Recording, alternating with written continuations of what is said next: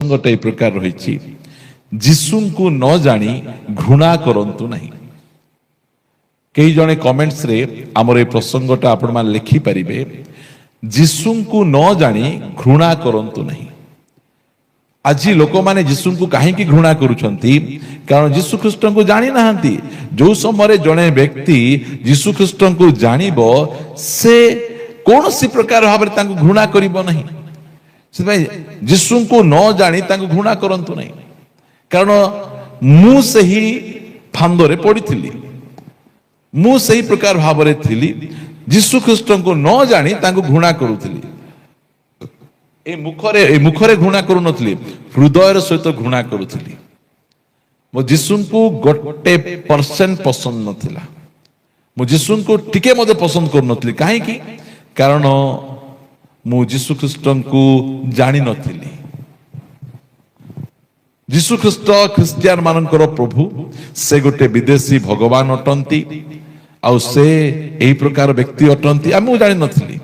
लोक माने कहिथिले से गोटे विदेशी भगवान से ख्रिस्टियान मानकर परमेश्वर आउ बहुत दुर्बल परमेश्वर से काहाकू किछि करि परिबे नहीं। लोक माने तांको झिकी नेले आ क्रूसरे तांको ड्रेस पटा काढी देइकिना पूरा तांको पिठी गुड़िक को करड़ा माड़े मारी मारी फटाई देले। फटाई देइकिना तांको सेई कंटा मारी क्रूसरे तांको टंगाई देले। आउ एते दुर्बल परमेश्वर सही परमेश्वर को प्रभु बोली किए ग्रहण करिवो। कारण आमे जानिछु प्रभु माने शक्तिशाली थिबे, पावरफुल थिबे, हाथ रे खंडा काती विभिन्न प्रकार अस्त्र शस्त्र गुड़िक थिबो। आर बेक काटी दउथिबे ताकू भूसी दउथिबे ताकू मारी दउथिबे। मात्र एटा केमिति प्रभु एटा एते दुर्बल केमिति क्रूस उपरे मरुछंती ताकू केही रक्षा मदे करि पारु नाहंती। से जिल्लाओ जदी एली एली लामा सबक्तानी हे परमेश्वर मते काहे की परित्याग कर देलो। एटा मु जानि थिली मात्र ता पछे मु जीसु ख्रीस्ट को चिन्हि पारली जानी पारली। से दुर्बल परमेश्वर नाहंती। से दुर्बल परमेश्वर हेतिले बंदूक खंडा काती धरि आस्तांते। से सर्वशक्तिपाल परमेश्वर खाली हाथ रे आछंती। तांको काहाकू मारिबार अछि बेले हाथ उठेबा दरकार नहीं। पदे कहि देले से गला से को डिमिरी गछ को पदे आज्ञा देले आजी ठारू तो ठारू के फल पांतु नहीं सांगे सांगे सुखी गला। तांको मुखर वाक्य रे शक्ति अछि। तांको कोनसी प्रकार खंडा कातिर आवश्यक नहीं। से मो पाई मो पाप पाई निजे दुर्बल हे गले। से तांको अनेक कथा कहि थांते मात्र कहिले मते क्रूस रे चढ़े देबे सेति पाई से नीरव रहिले जेमति कि से क्रूस रे चढ़ी जिवे। प्रिय माने जीसु को न जानी प्रभु जीसु ख्रीस्ट को न जानी घृणा करंतु नहीं। घृणा करिवे फास्ट जानंतु से किए से कौन पाए पृथ्वी पृष्ठ को आसीथिले एइटा जानंतु। प्रथमे जीसु को भला भाबरे टिके जानंतु। जानिला पोरे आपण तांको ग्रहण करंतु घृणा करंतु जहा भी करंतु प्रथम रे टिके जानंतु। एई बाइबल पढ़िले जीसु को विषय आपण जानि परिबे आ ता परे आपण तांको घृणा करि परिबे तांको गाली करि परिबे तांको मन इच्छा कथा आपण कहि परिबे। फास्ट तो जानंतु ना जीसु ख्रीस्ट किए ता पछे जीसु ख्रीस्ट को विषय रे आपण कहिबे। पृथ्वीर अधारु अधिक 800 कोटी लोक 400 कोटी लोकरु अधिक लोक जीसु ख्रीस्ट को प्रभु भाव रे ग्रहण करिसेंती। केवल ग्रहण करनाहांती निज जीवन को तांको हस्त रे दे दैछंती। जे खंडा व्यवहार करनाहांती जे कौन से अस्त्र शस्त्र व्यवहार करनाहांती काहाकू मारी नाहांती जे कि क्रूस रे मरी गले सेही परमेश्वर को पाखरे 400 कोटी रु ऊर्ध्व लोक निज जीवन को तांकोठा समर्पण कर दैछंती। काहे कि से माने जीसु को जानिले जीसु को परिचय पाइले जीसु ख्रीस्ट किए अटंती एइटा से बुझिले।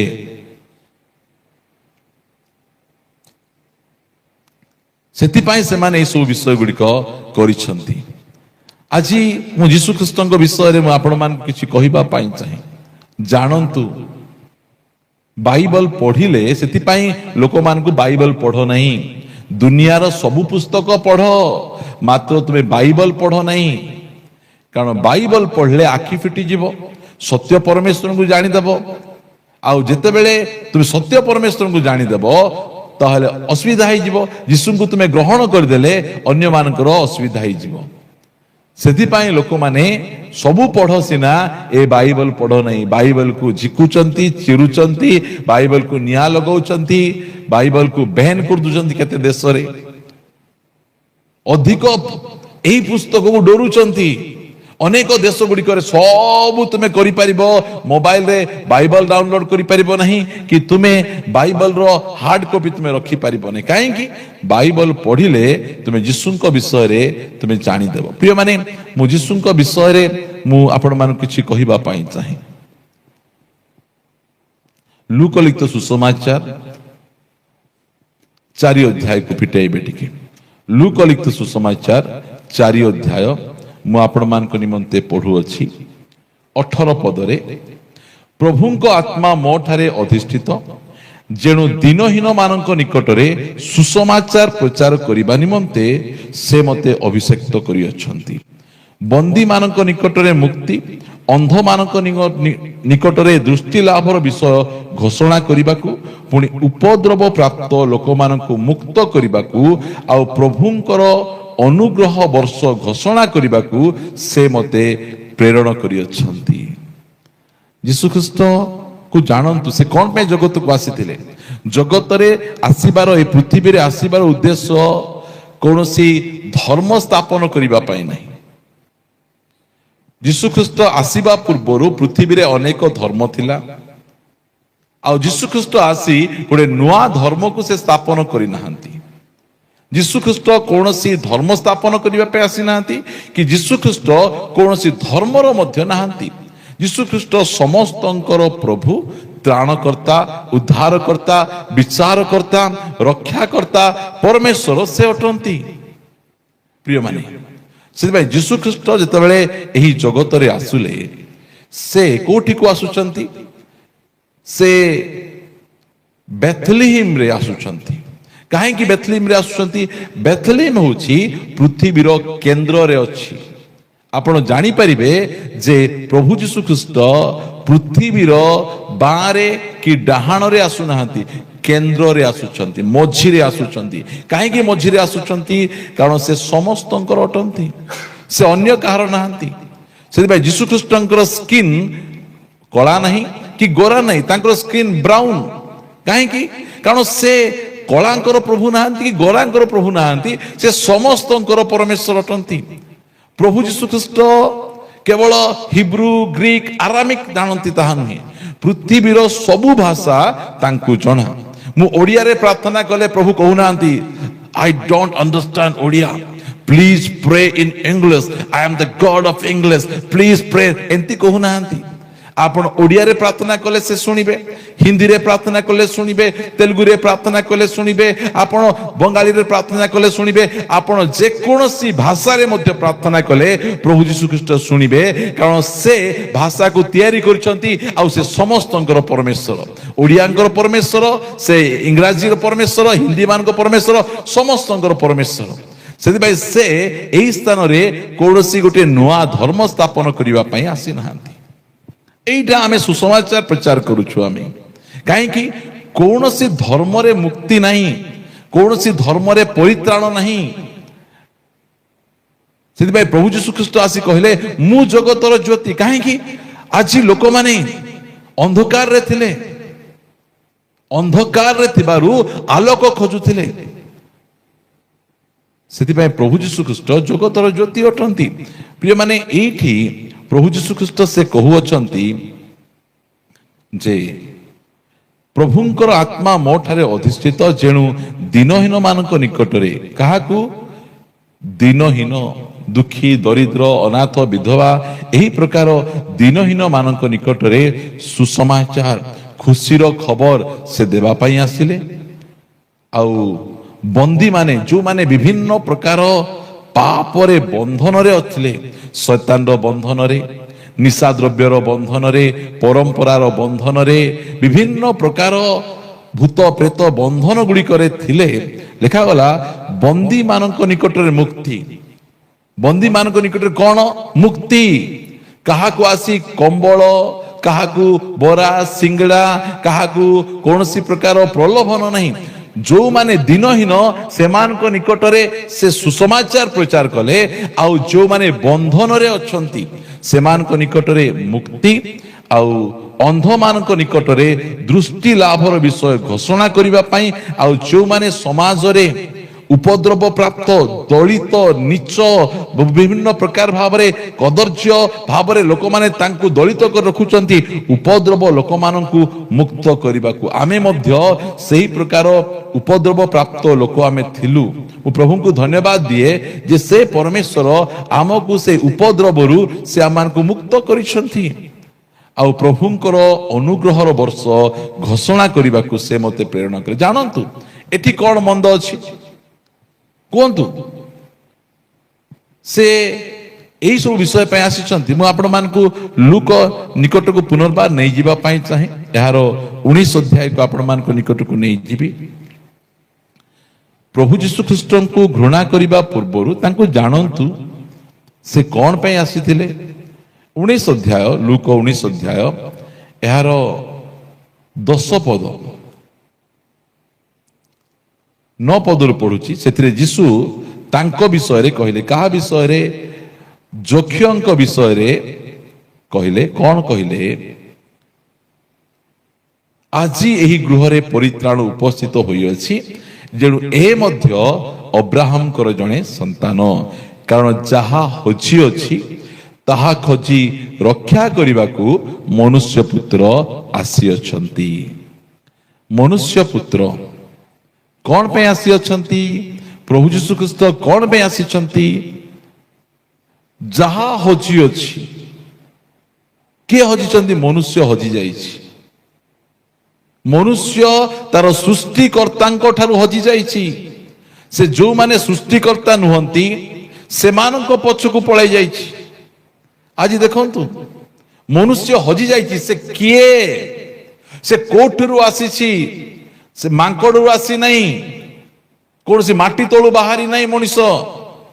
ମନୁଷ୍ୟ ପରମେଶ୍ୱରଙ୍କ ଠାରୁ ଆସିଛି। ଆମର ପରମେଶ୍ୱର ସେ ଗୋଟିଏ ମାଟିରେ ଗୋଟେ ପିଣ୍ଡୁଳା ତିଆରି କଲେ, ଆଉ ତାର ନାସିକା ରନ୍ଧ୍ରରେ ଫୁଙ୍କ ଦେବାରୁ ସେ ଜୀବିତ ପ୍ରାଣୀ ହେଲେ। ମନୁଷ୍ୟକୁ ତାଙ୍କର ସାଦୃଶ୍ୟ ଓ ପ୍ରତିମୂର୍ତ୍ତିରେ ତିଆରି କରିଛନ୍ତି। ମାତ୍ର ଆଜି ମନୁଷ୍ୟ ମଦୁଆ ହେଇଯାଇଛି, ଜୁଆରୀ ହେଇଯାଇଛି, ବ୍ୟଭିଚାର ହେଇଯାଇଛି, କ୍ରୋଧୀ ହେଇଯାଇଛି, ଗଣ୍ଡଗୋଳ କରିବା, ହତ୍ୟାକାରୀ। ଆଜି ମନୁଷ୍ୟ ତାର ସ୍ୱଭାବକୁ ହରାଇ ଦେଇଛି। ଏଇଠି ଯକ୍ଷଙ୍କ ବିଷୟରେ କହୁଛନ୍ତି। ଯକ୍ଷ ଜଣେ ସରକାରୀ କର୍ମଚାରୀ, ପ୍ରଧାନ କରଗ୍ରାହୀ, ଗୋଟେ ତହସିଲଦାର ଥିଲେ ଯକ୍ଷ। ମାତ୍ର ଲାଞ୍ଚୁଆ ଥିଲେ। ଟେବୁଲ ତଳେ ଲାଞ୍ଚ ଦଉଥିଲେ, ଟେବୁଲ ଉପରେ ଲାଞ୍ଚ ନଉଥିଲେ, ଜବରଦସ୍ତି କରି ଲାଞ୍ଚ ନଉଥିଲେ, ଚାକରି କରିକିନା ଲାଞ୍ଚ ନଉଥିଲେ ଯକ୍ଷ। ଜୀବନରେ ଧନ ସମ୍ପତ୍ତି ଭର୍ତ୍ତି ହେଇକିନା ଅଛି, ମାତ୍ର ଜୀବନରେ ଶାନ୍ତି ନାହିଁ, ଜୀବନରେ ସମ୍ମାନ ନାହିଁ।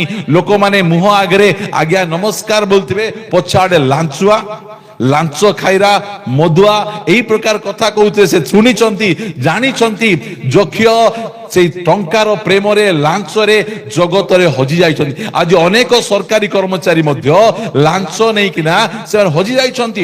ଗୋଟିଏ କାଗଜ, ଗୋଟିଏ ଫାଇଲ ଗୋଟେ ଜାଗାରୁ ଆଉ ଗୋଟେ ଜାଗାକୁ ନେବାର ଅଛି ବୋଲେ ବିନା ଲାଞ୍ଚରେ ହେଉନାହିଁ। ସରକାର ଏକାନି ତାଙ୍କୁ ଚାକରି ଦଉଛନ୍ତି, ଦରମା ଦଉଛନ୍ତି, ହେଲେ ମଧ୍ୟ ଲାଞ୍ଚ ନଉଛନ୍ତି। କାହିଁକି ଲାଞ୍ଚ ନଉଛନ୍ତି? ହଜି ଯାଇଛନ୍ତି। ଯଦି ହଜି ନଥାନ୍ତେ ତାହେଲେ ଲାଞ୍ଚ ନେଇନାହାନ୍ତେ। ଏଇ ଯକ୍ଷ ଧନ ସମ୍ପତ୍ତିରେ ପରିପୂର୍ଣ୍ଣ ଯକ୍ଷ, ମାତ୍ର ଜୀବନରେ ଶାନ୍ତି ନାହିଁ, ଜୀବନରେ କୌଣସି ପ୍ରକାର ଭାବରେ ଆଶୀର୍ବାଦ ନାହିଁ, ସମ୍ମାନ ନାହିଁ। ଏହି ପ୍ରକାର ଯକ୍ଷ ହଜି ଯାଇଛନ୍ତି। ଦିନେ ଯୀଶୁ ଜିରିଖକୁ ଆସିବା ସମୟରେ ଏ ଯକ୍ଷଙ୍କର ଇଚ୍ଛା ହେଲା, ଯୀଶୁ କିଏ ମୁଁ ଦେଖିବା ପାଇଁ ଚାହୁଁଛି। ସେଥିପାଇଁ କହୁଛି ପ୍ରଥମେ ଯୀଶୁଙ୍କୁ ଜାଣନ୍ତୁ, ତାପରେ ପ୍ରେମ କରିବେ କି ଘୃଣା କରିବେ ତାପରେ କରିବେ। ଗୋଟେ ଯକ୍ଷ ଏ ଗୋଟେ ଗରିବ ଲୋକ ନୁହନ୍ତି, ପ୍ରଧାନ କରଗ୍ରାହୀ, ଗୋଟେ ତହସିଲଦାର, ଗୋଟେ sub collector, collector, IAS officer ଗୋଟେ କ୍ୟାଟାଗୋରୀ ଲୋକ। ତାଙ୍କୁ କଣ ଅଭାବ ଟିକେ କୁହନ୍ତୁ ଆଜ୍ଞା। ଆମକୁ ସିନା କହିବେ ତୁମେ ଆଦିବାସୀ, ହରିଜନ, ଦୁଃଖୀ ଦରିଦ୍ର ମାନଙ୍କୁ ଫୁସରେଇକିନା ସେମାନଙ୍କୁ ଧର୍ମ ପରିବର୍ତ୍ତନ କରୁଛ। ଏ ଯଜ୍ଞକୁ କଣ ଅସୁବିଧା ଥିଲା? ଆଗୁ ଟଙ୍କା ନାହିଁ, ଧନ ନାହିଁ, ନା ସମ୍ପତ୍ତି ନାହିଁ, ନା କଣ ନାହିଁ? ସବୁ ଅଛି, ମାତ୍ର ଜୀବନରେ ଶାନ୍ତି ନାହିଁ, ଜୀବନରେ ସମ୍ମାନ ନାହିଁ।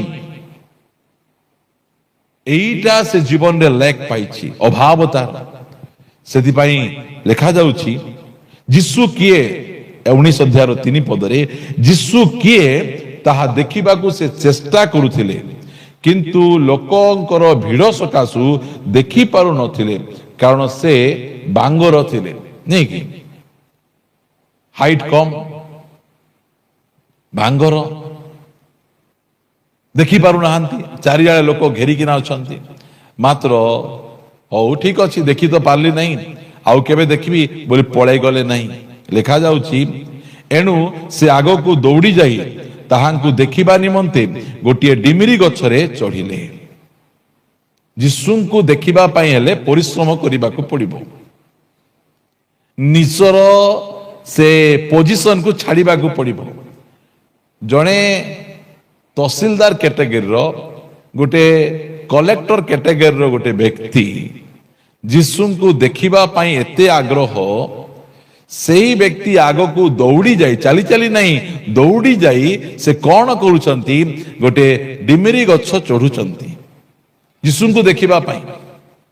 ଭାବି ଦେଖନ୍ତୁ, ପଚାରୁଥିବେ ଆରେ ଆଜି ଆମର ଆଜ୍ଞାଙ୍କୁ କଣ ହେଲା, କଣ ଡିମିରି ଖାଇବାକୁ ଇଚ୍ଛା କି ଆଙ୍କୁ, ଏ ଗଛରେ ଚଢୁଛନ୍ତି।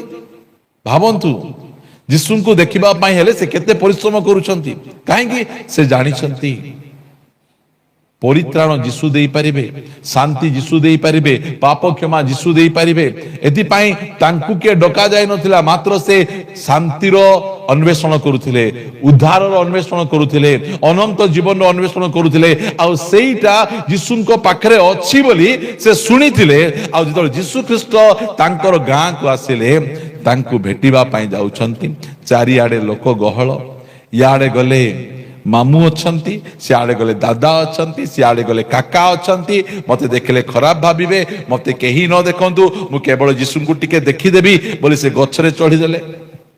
ଗଛରେ ଚଢିଦେଲେ, ଲେଖାଗଲା ଏଣୁ ଆଗକୁ ଦୌଡ଼ି ଯାଇ ତାହାଙ୍କୁ ଦେଖିବା ନିମନ୍ତେ ଗୋଟିଏ ଡିମିରି ଗଛରେ ଚଢିଲେ, କାରଣ ସେହି ବାଟ ଦେଇ ଯୀଶୁଙ୍କର ଯିବାର ଥିଲା।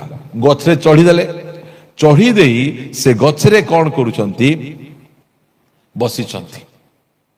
ତଳେ ଲୋକ ଗହଳି, ସେ ଉପରେ ଚଢି ଦେଇଛନ୍ତି। ଆଉ କେହି ମଧ୍ୟ ଯକ୍ଷଙ୍କ ଆଡକୁ ଅନଉନାହାନ୍ତି, ସମସ୍ତେ ଯୀଶୁଙ୍କ ଆଡକୁ ଅନଉଛନ୍ତି। ଏହି ପ୍ରକାର ପରିସ୍ଥିତି ଚାଲିଛି।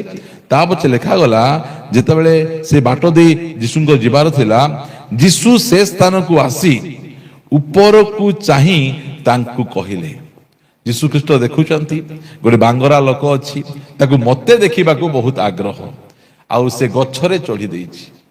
ଯୀଶୁ ସେଇ ବାଟ ଦେଇ ଯାଉ ଯାଉ ସେ ଉପରକୁ ଅନେଇଲେ, ଆଉ ପଚାରୁଛନ୍ତି, ବାବୁ ସେ ଉପରେ ଯୋଉ ବସିଛନ୍ତି ତାଙ୍କର ନାଁ କଣ ଟିକେ କୁହ ତ।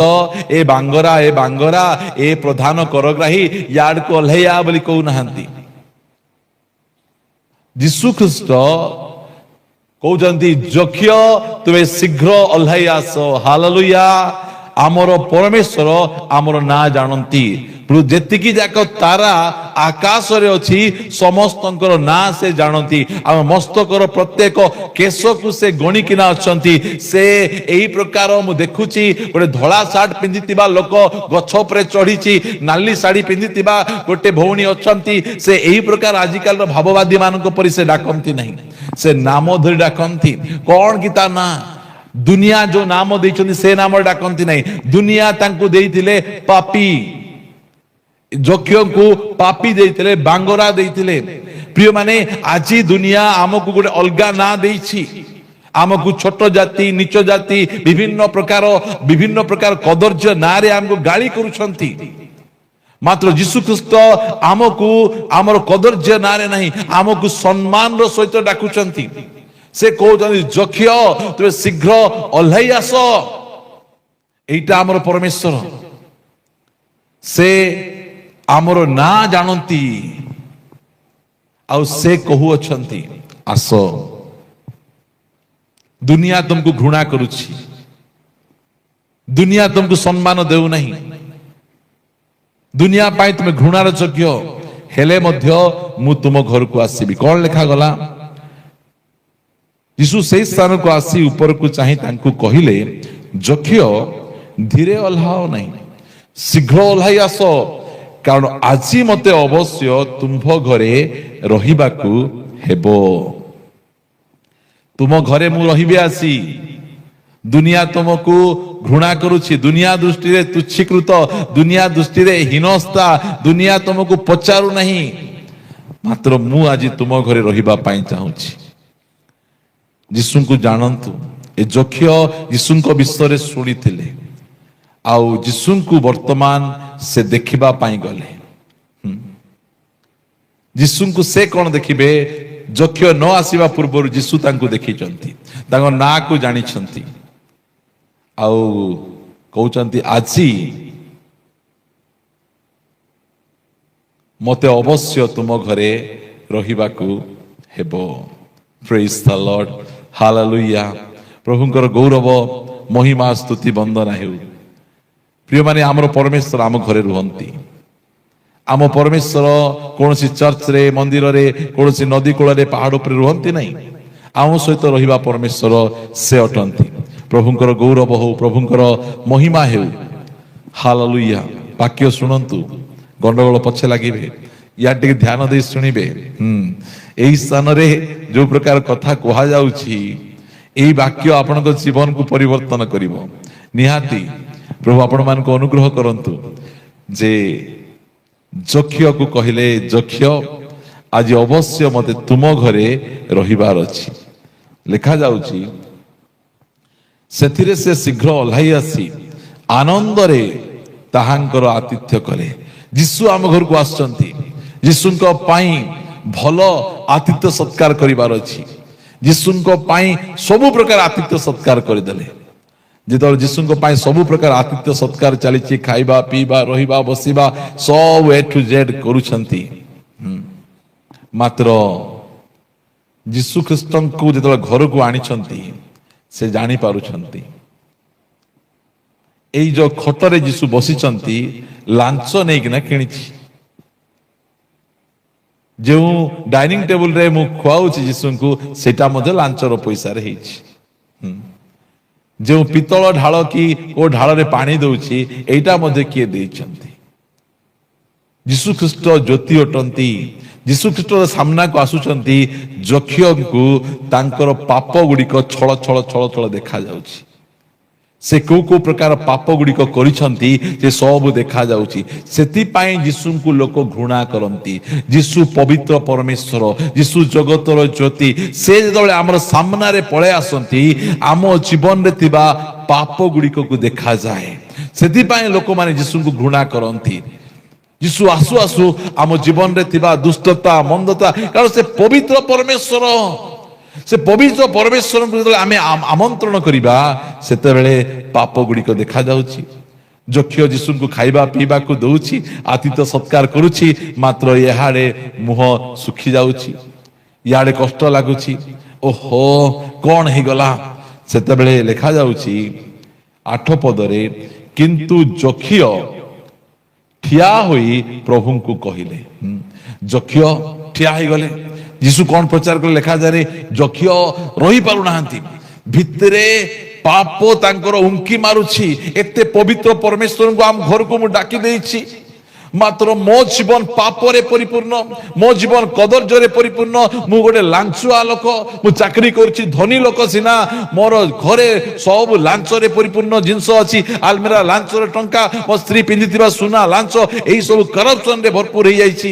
ସେତେବେଳେ ସେ ସାଙ୍ଗେ ସାଙ୍ଗେ ଠିଆ ହେଇକିନା ସେ କହୁଅଛି, କିନ୍ତୁ ଯକ୍ଷ ଠିଆ ହୋଇ ପ୍ରଭୁଙ୍କୁ କହିଲେ, ହେ ପ୍ରଭୁ, ଦେଖନ୍ତୁ ମୋର ସମ୍ପତ୍ତିର ଅର୍ଦ୍ଧେକ ମୁଁ ଦରିଦ୍ର ମାନଙ୍କୁ ଦାନ କରୁଅଛି।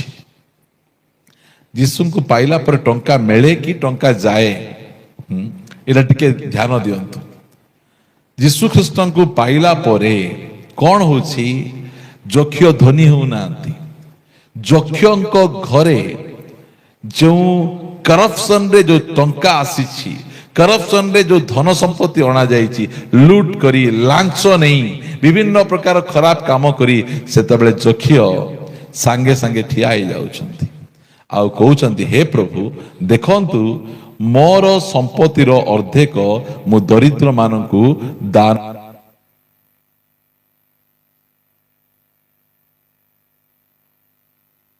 Mobile. Thank you Jesus, hallelujah, धन्यवाद राजा, प्रेज द लॉर्ड। एटी लिखा जाए से कहउचंती हे प्रभु देखंतु मोर संपत्तिर अर्धेक मु दरिद्र मानंकु दान करूची। मु काहा को देई दउची? दरिद्र मानंकु मु देई दउची। आउ जदि अन्याय रे काहा ठारू मु किछि आनिछि, एरा से कहउचंती मु अन्याय रे काहा ठारू जदि किछि आनिछि ताहले कौन करिबी? तेबे 4 गुण रे ताहाकु फेरई देबी। एटा यीशु ख्रीष्टंकर काम। गोटे लांचुआ व्यक्ति को, गोटे लोक मानकर संपत्ति लूट करिबा व्यक्ति को दानशील व्यक्ति रे परिणत करूछंती। सेतिबाई मु कहे यीशु को घृणा करंतु, मात्र जानिकिना घृणा करंतु, न जानुनु यीशु को घृणा करंतु नहीं। जक्षक घरे जाई यीशु ख्रीष्ट किछि प्रलोभन देखै नांती। तांकर प्रेजेंस आसु आसु आपण जो हाथ रे खराब खराब कमेंट्स करूछंती, से हाथ रे केते पाप करूछंती, केते दुष्टता करूछंती। ए आखी द्वारा केते कदर्य फिल्म गुडी को देखिछंती। आपण को पार्टी द्वारा केते कदर्य भाषा गुडी को व्यवहार करूछंती।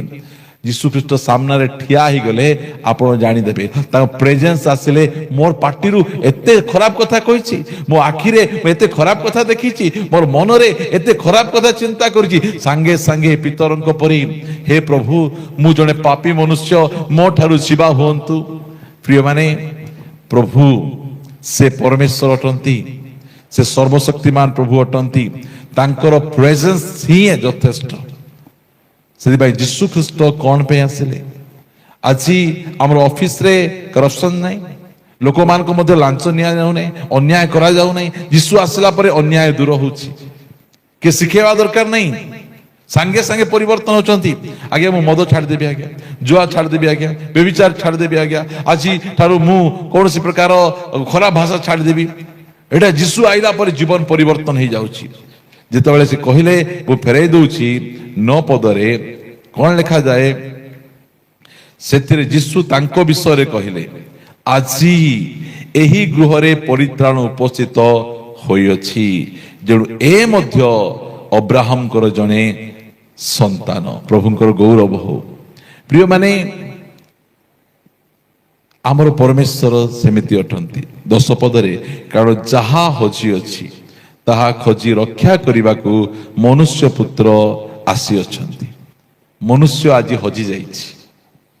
मनुष्य यदि हजी न थांता ताहले हत्या करिबा, गंडगोल करिबा, लोकन को ठकिबा, लांच नेबा, व्यभिचार करिबा, अन्यर माँ भणी को खराब दृष्टि देखिबा, खराब भाषा खराब कमेंट्स करिबा। काहे केमती होछि?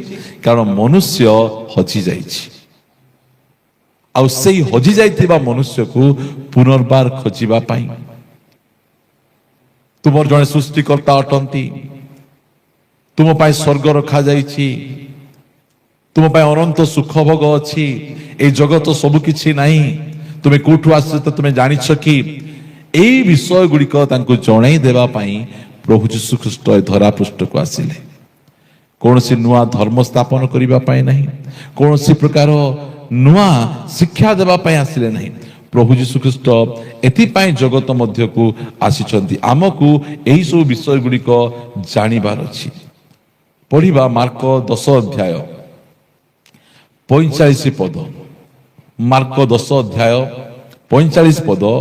कारण मनुष्य पुत्र मध्य बोले प्रभु यीशु मध्य सेवा पाइबा को आसी नहांती। दुनिया रे आपण देखिबे जो माने प्रभु गुरु सेमानकर सेवक माने थिबे, तांकु बिंचणा रे बिंची दउथिबे, तांकर हाथ गोड़ टिके दबाई दउथिबे, तांकर कांध टिके मालिश करि दउथिबे। मात्र प्रभु यीशु ख्रीष्ट सेवा पाइबा पई आसिले नहीं। से राजा, से प्रभु यीशु ख्रीष्ट, से राजा मानकर राजा, प्रभु मानकर प्रभु एठी मनुष्य देह धारण करी आसिले मते किए टिके सेवा करिवो, मते किए टिके उपकार करिवो। नहीं नहीं नहीं, ଦୁନିଆରେ ଯେତିକି ଆସିଲେ ସେବା ପାଇବା ପାଇଁ। ଆଜି ଟିକେ କିଛି ନଥିବେ, ଟିକେ ସାଧାରଣ ପଦ ଗୋଟେ ପାଇଲେ ଇଏ ମୋର ସେବା କରୁ, ସେ ମୋର ସେବା କରୁ। ଦୁନିଆରେ ଯେତିକି ଅଛନ୍ତି ସବୁ ସେବା ପାଇବା ପାଇଁ ହିଁ ଅଛନ୍ତି। ପ୍ରିୟ ମାନେ, ଯଦି କିଏ ସେବା କରିବା ପାଇଁ ଆସିଲେ ସେ ପ୍ରଭୁ ଯୀଶୁ ଖ୍ରୀଷ୍ଟ, ସେ ଆମର ସେବା କଲେ। ସେ ଲେଖାଯାଏ ଯେ ମନୁଷ୍ୟ ପୁତ୍ର ମଧ୍ୟ ସେବା ପାଇବା ପାଇଁ ଆସିନାହାନ୍ତି, ମାତ୍ର ସେବା କରିବାକୁ ଓ ଅନେକଙ୍କ ନିମନ୍ତେ ମୁକ୍ତିର ମୂଲ୍ୟ ସ୍ୱରୂପେ ଆପଣା ପ୍ରାଣ ଦେବାକୁ ଆସିଅଛନ୍ତି। ସେଥିପାଇଁ ଆମେ ଖ୍ରୀଷ୍ଟିଆନ ଭାଇ ଭଉଣୀ ମାନେ ସେବା କରୁ। ଆମେ ରୋଗୀଙ୍କର ସେବା, ଅନାଥ, ବିଧବା, ନିରସହାୟ, ଯାହାକୁ କି ପୁଅ ଝିଅକୁ ମାନଙ୍କୁ ଜନ୍ମ କରିକିନା ଡ୍ରେନରେ ଏଠି ସବୁ ଫିଙ୍ଗି ଦେବେ, ସେମାନଙ୍କର ସେବା। ମଦର ଟେରେସା, ତାଙ୍କର ନାଁ ମଦର ଟେରେସା ନାହିଁ, ତାଙ୍କର ନାଁ ସମ୍ ଟେରେସା, ମାତ୍ର ତାଙ୍କୁ ତାଙ୍କର ଯୋଉ କାମ ମାଙ୍କ ପରି ଯତ୍ନ ନେଲେ। ଯାହାକୁ ଜାଣି ନାହାନ୍ତି, ଚିହ୍ନି ନାହାନ୍ତି, ତାଙ୍କୁ ଏହି ପ୍ରକାର ଯତ୍ନ ନେଲେ, ତାଙ୍କୁ ମଦର, ମା ବୋଲି ଟାଇଟଲ ଦେଲେ। ସେ ଯୋଉ ପ୍ରକାର ସେବା କରିଛନ୍ତି, ସେଥିପାଇଁ ତାଙ୍କୁ କହିଲେ ମଦର ଟେରେସା। ବିଦେଶରୁ ଆଇଲେ, ଏହି ସ୍ଥାନରେ ଆସିକିନା କାହାର ଧର୍ମ ପରିବର୍ତ୍ତନ କଲେ ନାହିଁ, ଏହି ପ୍ରକାର ମାନବର ସେବା କଲେ। ଯୋଉ କୁଷ୍ଠ ରୋଗୀ ମାନଙ୍କୁ ମରିବା ପାଇଁ ଛାଡି ଦେଇଥିଲେ, ମରିକିନା ଛଟପଟ ହେଇକି ରହୁଥିଲେ, ସେ ନିଜ ହାତରେ ସେମାନଙ୍କର ଘା ଗୁଡିକକୁ ସଫା କଲେ। ଦିନେ ନବଜୋତ ସିଂ ସିଦ୍ଧୁ ମଦର ଟେରେସାଙ୍କ ସହିତ ମିଶିବା ପାଇଁ ଗଲେ। ଆଉ ସେଇ ସମୟରେ ତାଙ୍କ ଅଫିସରେ ସେ ବସିଛନ୍ତି, ମୁଁ ମଦର ଟେରେସାଙ୍କୁ ମିଶିବା ପାଇଁ ଆସୁଛି ବୋଲି କହିବାରୁ ସେ କହିଲେ ଟିକେ ଅପେକ୍ଷା କରନ୍ତୁ, ମଦର ଟେରେସା ଜଣେ ରୋଗୀଙ୍କର ସେବା କରୁଛନ୍ତି, ଆଉ ସେ ଆସିବେ। ଜଗିଲେ, 10 ମିନିଟ ହେଇଗଲା, 15 ମିନିଟ ହେଇଗଲା, ସେ ବିରକ୍ତ ହେଇଗଲେ। ଏମିତି କଣ ସେବା କରୁଛନ୍ତି ବୋଲି ସେ ତାଙ୍କର ସେହି ରୋଗୀଙ୍କ ରୁମକୁ ପଳେଇଲେ। ଦେଖିଲା ବେଳେ ଗୋଟେ କୁଷ୍ଠ ରୋଗୀ, ତାଙ୍କର ଦେହ ଏତେ ଗନ୍ଧୁଛି, ମଦର ଟେରେସା ନିଜ ହାତରେ ତାଙ୍କର ସେ ଘା ଗୁଡିକୁ ସଫା କରୁଛି, ପୂଜ ପୋକ ବାହାରୁଛି।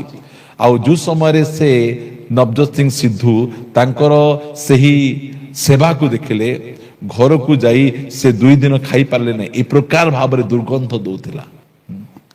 ସେତେବେଳେ ସେ ଆସି ପଚାରିଲେ, ଆପଣ ସେ ରୋଗୀ ମାନଙ୍କୁ ଏତେ ସେବା କେମିତି କରିପାରୁଛନ୍ତି? ସେ କହିଲେ, ମୁଁ ରୋଗୀଙ୍କର ସେବା କରୁନାହିଁ, ମୁଁ ମୋର ପ୍ରଭୁଙ୍କର ସେବା କରୁଛି। ମୋର ପ୍ରଭୁଙ୍କୁ ସେବା କଲା ପରେ ତାଙ୍କୁ ସେବା କରୁଛି। ପ୍ରିୟମାନେ, ଆମର ପ୍ରଭୁ ଆମକୁ ଏଇ ସବୁ ଶିଖେଇଛନ୍ତି। ସେ ସେବା ପାଇବା ପାଇଁ ଆସିଲେ ନାହିଁ। ଗୁରୁ ମାନେ ସେବା ପାଇବେ, ମାତ୍ର ଗୋଟେ ଗୁରୁ, ଯୋଉ ଗୁରୁ କି ଶିଷ୍ୟ ମାନଙ୍କର ପାଦ ଧୋଇ ଦେଇଥିଲେ, ଶିଷ୍ୟ ମାନେ ଗୁରୁ ମାନଙ୍କର ପାଦ ଧୋଇ ଦେବେ।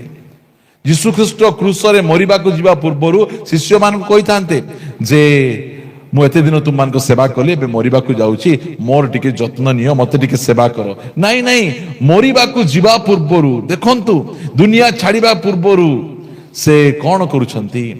ଶିଷ୍ୟ ମାନଙ୍କର ପାଦ ଧୋଇ ଦେଲେ। ପ୍ରିୟମାନେ, ଆଜି ସିନିୟର ଲୋକମାନେ, ଓ ମୁଁ ସିନିୟର, ତୁମେ ଜୁନିୟର, ମୋର ପାଦ ତଳେ ଥାଅ, ଏହି ପ୍ରକାର ଚାଲିଛି। ମାତ୍ର ଯୀଶୁ ଖ୍ରୀଷ୍ଟଙ୍କୁ ଜାଣନ୍ତୁ, ତା ପଛେ ଘୃଣା କରିବେ। ସେ ସେବା ପାଇବା ପାଇଁ ଆସିଲେ। କିଏ କୁହନ୍ତୁ, ଦୁନିଆରେ ଏମିତି କିଏ ଅଛନ୍ତି ଯେ ସେବା କରିବା ପାଇଁ ଆସିଲେ? ସମସ୍ତେ ତ ସେବା କରିବା ପାଇଁ ଆସିଲେ, ସେବା ପାଇବାକୁ ଆସିଲେ। ଆସିଲେ, ରହିଲେ, ମସ୍ତ ରାଜଘରେ ଓ ବିଭିନ୍ନ ପ୍ରକାର ଭାବରେ ରହିଲେ। ମାତ୍ର ପ୍ରଭୁ ଯୀଶୁ ଖ୍ରୀଷ୍ଟ ଜଣେ ଯେ କି ସେ ଆସିଲେ, ଆଉ କଣ କଲେ? ସେ ଆମମାନଙ୍କର ସେବା କଲେ। ପ୍ରିୟମାନେ, ଆମର ପରମେଶ୍ୱର ସେବା କରିବା ପାଇଁ ଆସିଲେ। ସେ ପ୍ରଥମରେ ତାଙ୍କୁ ଜାଣନ୍ତୁ, ଏହା ପରେ ତାଙ୍କୁ ଘୃଣା କରିବେ। ସେ ସେହି ପ୍ରକାର ପ୍ରଭୁଙ୍କର ଲୋକମାନେ ଅଛନ୍ତି। ଖ୍ରୀଷ୍ଟିଆନ ଭାଇ ଭଉଣୀ ମାନେ ଯୀଶୁଙ୍କ ଠାରୁ ସେମାନେ ଶିଖିଛନ୍ତି କି ପ୍ରକାର ଭାବରେ ଲୋକଙ୍କର ସେବା କରାଯିବ। ଯୀଶୁ ଖ୍ରୀଷ୍ଟ ଆସି ଏଠି ଗୋଟେ ବଡ ମଠ ଗୋଟେ ତିଆରି କରିଦେଇ ସେଠି ବସି ତାଙ୍କର ଅନେକ ଅନେକ ହଜାର ହଜାର ଶିଷ୍ୟମାନେ, ତାଙ୍କର ଭକ୍ତମାନେ ତାଙ୍କୁ ପ୍ରସାଦ ଆଣିଦେଲେ, ଭୋଗ ଆଣିଦେଲେ, ତାଙ୍କୁ କ୍ଷୀରି ପୁରୀ ଆଣିଦେଲେ। ଆଉ ସେ ଖାଇ ଖାଇ ବସି ନଥିଲେ, ଖାଲି ପାଦରେ ଚାଲି ଚାଲି ବୁଲିଲେ। ମରିବା ପୂର୍ବରୁ ଗଧ ଉପରେ ଗୋଟେ ବସିକିନା ସେ ଜେରୁସାଲେମରେ ମରିବା ପାଇଁ ଗଲେ। ଏହି ପ୍ରକାର ଫାଷ୍ଟରେ ଜାଣନ୍ତୁ, ଯୀଶୁ ଖ୍ରୀଷ୍ଟଙ୍କ ବିଷୟରେ ଜାଣନ୍ତୁ, ତାପରେ ତାଙ୍କୁ ଘୃଣା କରିବେ। ତାଙ୍କ ବିଷୟରେ କିଛି ନ ଜାଣି ଅନ୍ନେସେରୀ ତାଙ୍କୁ ଗାଳି ଗୋଳଜ କରିବା ଏଇଟା କୌଣସି ପ୍ରକାର ଭାବରେ ବିଧିସଙ୍ଗତ ନୁହେଁ। ପ୍ରିୟମାନେ, ପ୍ରଥମେ ଜାଣନ୍ତୁ, ଆପଣ ତାଙ୍କୁ ଚିହ୍ନନ୍ତୁ, ତା ପଛେ ତାଙ୍କୁ ଆପଣ ଘୃଣା କରିବେ। ପଢିବା ଯୋହନ ସୁସମାଚାର 10 ଅଧ୍ୟାୟ 10 ପଦ। ଯୋହନ 10 ଅଧ୍ୟାୟ 10 ପଦ ଲେଖାଗଲା, ଚୋର କେବଳ ଚୋରି, ବୋଧ ଓ ବିନାଶ କରିବା ନିମନ୍ତେ ଆସେ। ସେମାନେ ଯେପରି ଜୀବନ ପାଆନ୍ତି, କିଏ? ମନୁଷ୍ୟମାନେ ଜୀବନ ପାଆନ୍ତି ଓ ପ୍ରଚୁର ଭାବରେ ପାଆନ୍ତି, ଏଥି ନିମନ୍ତେ ମୁଁ ଆସିଛି। ଚୋର କଣ ପାଇଁ ଆସେ? ଚୋରି କରିବା ପାଇଁ, ବୋଧ ବିନାଶ କରିବା ପାଇଁ। ଯୀଶୁ ଖ୍ରୀଷ୍ଟ ବୋଧ ବିନାଶ କରିବା ପାଇଁ ଆସିଲେ ନାହିଁ। ତାଙ୍କ ହାତରେ କୌଣସି ଖଡ୍ଗ ଆକା ନଥିଲା। ଚୋର ମାନେ ଆସିଲେ ଅସ୍ତ୍ର ଶସ୍ତ୍ର ଧରି ଆସନ୍ତି, କାଳେ ଧରା ପଡ଼ିଲେ ଡରେଇ ପିଟିକିନା ମାରପିଟ କରିକିନା ପଳେଇ ଯିବେ। ମାତ୍ର ଯୀଶୁ ଖ୍ରୀଷ୍ଟ ବୋଧ ବିନାଶ କରିବା ପାଇଁ ଆସିଲେ ନାହିଁ। ଯୀଶୁ ଖ୍ରୀଷ୍ଟ କଣ ପାଇଁ ଆସିଲେ? ଆମେ ଯେମିତି ଜୀବନ ପାଇବୁ। ଆମେ ଜୀବନ ପାଇବା ପାଇଁ ତାଙ୍କର ନିଜର ଜୀବନକୁ ସେ ଦେଇଦେଲେ, ତାଙ୍କର ଜୀବନକୁ ସେ ବଳିଦାନ ଦେଇଦେଲେ। ପ୍ରିୟମାନେ, ସେବେ ଯୀଶୁ ଖ୍ରୀଷ୍ଟ ମାରିବା ପାଇଁ ଆସିଲେ ନାହିଁ, ଆମକୁ ଜୀବନ ଦେବା ପାଇଁ ଆସିଲେ। ପ୍ରଚୁର ଜୀବନ, ଏହି ପୃଥିବୀରେ ହିଁ ଆମେ ଜୀବନରେ ରହିବୁ ତାହା ନୁହେଁ। ପ୍ରଚୁର ଜୀବନ ମାନେ ଅନନ୍ତ ଜୀବନ। ଏହା ପରେ ଯୋଉ ସୁଖ ଭୋଗ, ଯୋଉ ଆନନ୍ଦ ରହିଛି, ସେଇଟା ମଧ୍ୟ ଆମକୁ ଦେବା ପାଇଁ ଆସିଲେ। ପ୍ରିୟ ପ୍ରଭୁଙ୍କ ଲୋକମାନେ, ଆମେ ଜାଣିବାର ଆବଶ୍ୟକ ରହିଛି। ଯୀଶୁ ଖ୍ରୀଷ୍ଟଙ୍କ ବିଷୟରେ ଆମେ ନ ଜାଣି ସେ ଖ୍ରୀଷ୍ଟିଆନ ମାନଙ୍କର ପ୍ରଭୁ, ସେ ବିଦେଶୀ ଭଗବାନ, ଏଟା କୋଉଠି ଲେଖା ହେଇଛି? କୋଉ ଧର୍ମଶାସ୍ତ୍ର ଲେଖା ଯାଇଛି? ପ୍ରିୟମାନେ, ମନୁଷ୍ୟ ମାନଙ୍କୁ ସିନା ଗୋଟେ ବାଉଣ୍ଡ୍ରି ଥିବ, ପରମେଶ୍ୱରଙ୍କୁ ଗୋଟେ ବାଉଣ୍ଡ୍ରି ଥିବ। ଏଇଟା ଦେଶୀ, ଏଇଟା ବିଦେଶୀ, ଏତିକି ଏରିଆର ପ୍ରଭୁ ତୁମେ। ଏ ପ୍ରଭୁ ମାନଙ୍କର ଗୋଟେ ବାଉଣ୍ଡ୍ରି ଥିବ କି? ଆଉ ଯୋଉ ପ୍ରଭୁଙ୍କ ବାଉଣ୍ଡ୍ରି ଅଛି, ସେ ପ୍ରଭୁ କେମିତି ହେଇପାରିବେ? କୌଣସି ବାଉଣ୍ଡ୍ରି ନାହିଁ। ଏଟା ଦେଶୀ ବିଦେଶୀ ନାହିଁ, ଏଇଟା ଅମୁକର, ସେ ସମୁକର, ଏଟା ଗୋରା ମାନଙ୍କର, ଏଟା କଳା ମାନଙ୍କର, ସେଟା ବ୍ରାଉନ ମାନଙ୍କର ନାହିଁ। ସେମିତି ନଥାଏ। କାହିଁକି? ଆମେ ପରମେଶ୍ୱରଙ୍କ ବିଷୟରେ ଆମର ଜ୍ଞାନ କମ। ଆମେ କୁକୁଡ଼ାକୁ ଜାଣିଛୁ, ଦେଶୀ କୁକୁଡ଼ା, ବ୍ରଏଲର କୁକୁଡ଼ା, ଏଇଟାକୁ ଆମେ ଜାଣିଛୁ। ଦେଶୀ ମଦ, ବିଦେଶୀ ମଦ ଆମେ ଜାଣିଛୁ। ଆମେ ମାତ୍ର ପରମେଶ୍ୱର ଦେଶୀ ବିଦେଶୀ ନଥିବେ, ଆମେ ସେଇ ବିଷୟରେ ଭଲ ଭାବରେ ଆମେ ଜାଣିବା। ପ୍ରଭୁ ଆମମାନଙ୍କୁ ଅନୁଗ୍ରହ କରନ୍ତୁ। ମୁଁ ଆପଣମାନଙ୍କୁ କିଛି ପଦ ଗୁଡ଼ିକ ପଢି ଆପଣମାନଙ୍କୁ ଏନକରେଜ କରିବା ପାଇଁ ଚାହେଁ ଯେ ପରମେଶ୍ୱର ପ୍ରଭୁ ଯୀଶୁ ଖ୍ରୀଷ୍ଟଙ୍କୁ ଜାଣନ୍ତୁ। ଜାଣିଲା ପରେ ତାହାଙ୍କୁ ଆପଣ ପ୍ରେମ କରିବେ କି ଘୃଣା କରିବେ? କିଏ ଆପଣଙ୍କ ମନ ଭିତରେ ତାଙ୍କ ବିଷୟରେ କଣ ଗୋଟେ ପଶାଇ ଦେଇଛନ୍ତି? ଦୁନିଆରେ ଏ ପ୍ରକାର ଜଣେ ବି ବ୍ୟକ୍ତି ନାହିଁ ଯେ କି ଯୀଶୁଙ୍କୁ ଘୃଣା କରିପାରିବ। ଯୀଶୁଙ୍କୁ ଘୃଣା କଲା ପରି କୌଣସି ବିଷୟ ତାଙ୍କ ନାହିଁ, କାରଣ ସେ ପ୍ରେମ ଅଟନ୍ତି। ସେ ସମସ୍ତଙ୍କୁ ପ୍ରେମ କରିବା ପରମେଶ୍ୱର ଅଟନ୍ତି।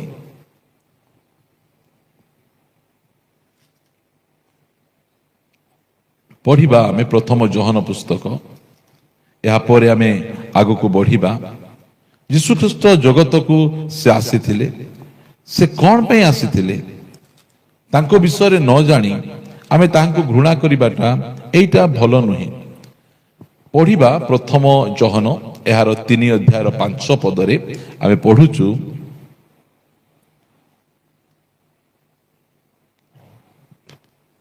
ଆଉ ତୁମ୍ଭେମାନେ ଜାଣ ଯେ ସେ ମାନେ ଯୀଶୁ ଖ୍ରୀଷ୍ଟ ପାପ ବହି ନେଇଯିବା ପାଇଁ ପ୍ରକାଶିତ ହେଲେ, ଆଉ ତାହାଙ୍କ ଠାରେ ପାପ ନଥିଲା। ଏଇଟା ବାଇବଲ ଆମମାନଙ୍କୁ କହେ। ପ୍ରଭୁ ଯୀଶୁ ଖ୍ରୀଷ୍ଟ କାହିଁକି ଆସିଲେ? ସମଗ୍ର ମାନବ ଜାତିର ପାପକୁ ବହିକିନା ନେଇଯିବେ। ଆଜି ଏ ଦୁନିଆ ଏତେ ଖରାପ ହେବାର ମୁଖ୍ୟ କାରଣ ହେଲା ପାପ। ପାପ ବଢି ବଢି ଚାଲିଛି, ସେଥିପାଇଁ ଜଗତରେ ଦୁଷ୍ଟତା ବଢି ବଢି ଚାଲିଛି।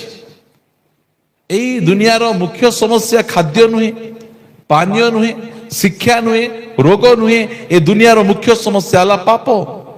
ସେଥିପାଇଁ ପ୍ରଭୁ ଯୀଶୁ ଖ୍ରୀଷ୍ଟ ପାପକୁ ବହି ନେଇ ଯିବା ପାଇଁ କିଏ ଅଛନ୍ତି? ଜଣେଙ୍କର ନାଁ କୁହନ୍ତୁ ଯେ କି ପାପ ବହି ନେଇଯିବେ। ମନୁଷ୍ୟର ପାପକୁ ବହି ନେଇଯିବା ପ୍ରଭୁ କିଏ? ଯୀଶୁ ଖ୍ରୀଷ୍ଟ। ସେଥିପାଇଁ ଯେତେବେଳେ ସେ ଜନ୍ମଗ୍ରହଣ ହେଲେ, ସେ ତ ଦୂତ ଆସି କହୁଛନ୍ତି ଯେ ସେ ପୁତ୍ର ପ୍ରସବ କରିବେ ଆଉ ଏହାଙ୍କର ନାମ ଯୀଶୁ ଦେବ, କାରଣ ସେ ଆପଣା ଲୋକମାନଙ୍କର ସମସ୍ତ ପାପରୁ ତାଙ୍କୁ ପରିତ୍ରାଣ କରିବେ। ସେ ଆସିବାର ଉଦ୍ଦେଶ୍ୟ କଣ? ମାନବ ଜାତିର ପାପ ତାଙ୍କୁ ମିଶିକିନା ରହିବା ପାଇଁ ଦେଉନାହିଁ। ଏହି ପାପ ତାଙ୍କ ଭିତରେ ଗଣ୍ଡଗୋଳ ଅଶାନ୍ତି ଆଣୁଛି, ରୋଗ ଆଣୁଛି, ତାଙ୍କୁ ନର୍କ ଆଡକୁ ନେଉଛି। ସେହି ପାପର ସମସ୍ୟାର ସମାଧାନ ସେ କ୍ରୁଶ ଉପରେ କଲେ।